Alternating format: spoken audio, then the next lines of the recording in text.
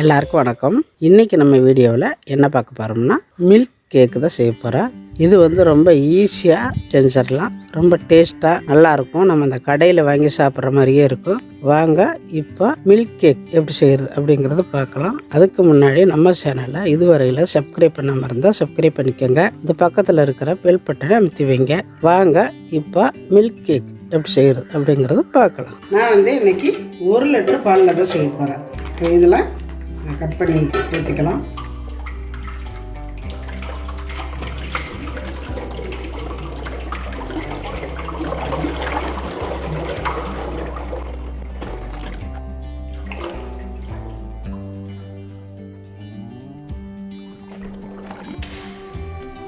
இப்போ நம்ம பாலை காய வச்சுருக்குறோம். இது காயட்டும். இப்போ பார்த்திங்கன்னா பால் நல்லா பொங்கி வர ஆரம்பிச்சிருச்சு. நல்லா கிண்டி விட்டுக்கோங்க. இப்போ பால் நல்லா பொங்கி வந்துருச்சு.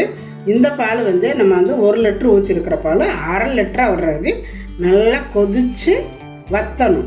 இப்போ இது கொதித்து நல்லா 1/2 லிட்டர் பாலாக வரட்டும். பார்த்திங்கன்னா பால் நல்லாவே வற்றிருச்சு. கொஞ்சம் போல் ஒரு 2 ஸ்பூன் அளவு வினிகர்.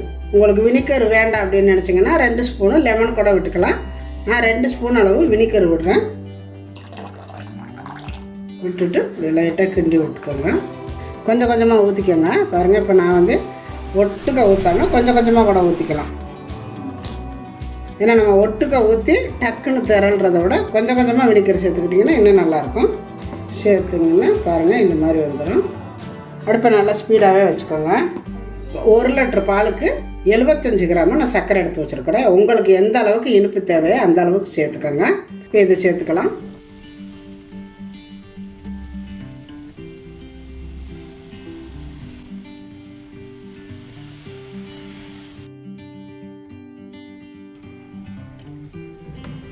இப்போ சர்க்கரையெல்லாம் போட்டுட்டு இதை நல்லா கொதித்து வற்றி சுத்தமாக தண்ணி இல்லாத அளவுக்கு வற்றணும். அணைத்துட்டு வேகட்டும்.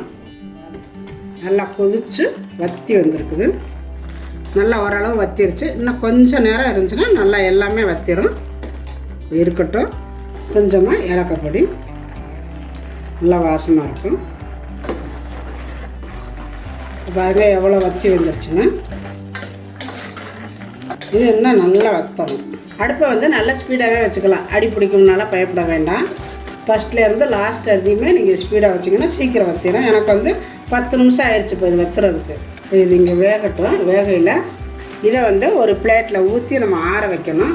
அதுக்கு இந்த மாதிரி ஒரு பிளேட்டில் உள்ளே பட்டர் பேப்பர் போட்டிருக்குறேன். பட்டர் பேப்பர் போட்டுக்கிட்டிங்கன்னா ஈஸியாக இருக்கும் உங்களுக்கு எடுக்கிறதுக்கு. அப்படி இல்லைன்னா எண்ணெயை நெய்யை தடவிக்கலாம். தடவுனாலும் கொஞ்சம் விழுகிறது கஷ்டம். அப்படி இல்லைன்னா கண்ணாடி பவுல் இருந்துச்சுன்னா அதில் போட்டிங்கன்னா அது சீக்கிரம் விழுந்துடும். இந்த மாதிரி பாத்திரத்துலலாம் அவ்வளோ சீக்கிரம் விழுகாது. அதனால் நான் இந்த மாதிரி பட்டர் பேப்பர் போட்டிருக்கிறேன். இப்போ பாருங்கள் எல்லா தண்ணியும் வற்றிருச்சு. பாருங்கள் கொஞ்சம் கூட தண்ணி இல்லை. இந்த மாதிரி வந்துடணும். இப்போ இதை எடுத்து பிளேட்டுக்கு மாற்றிக்கலாம். அடுப்பு ஆஃப் பண்ணிடலாம். இந்த பாத்திரத்தில் போட்டுக்கலாம்.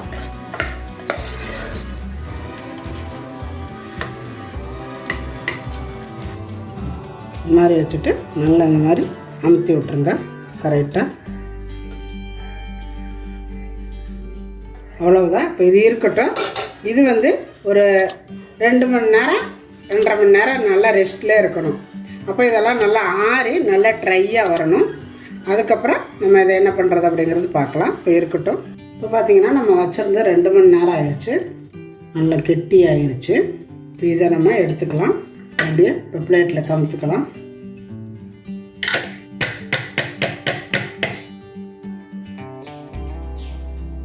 இப்போ இது ஈஸியாக அந்த பட்டர் பேப்பர் எடுத்துக்கலாம். பாருங்க. இப்போ நம்ம இதை பீஸ் போட்டுக்கலாம். இந்த மாதிரி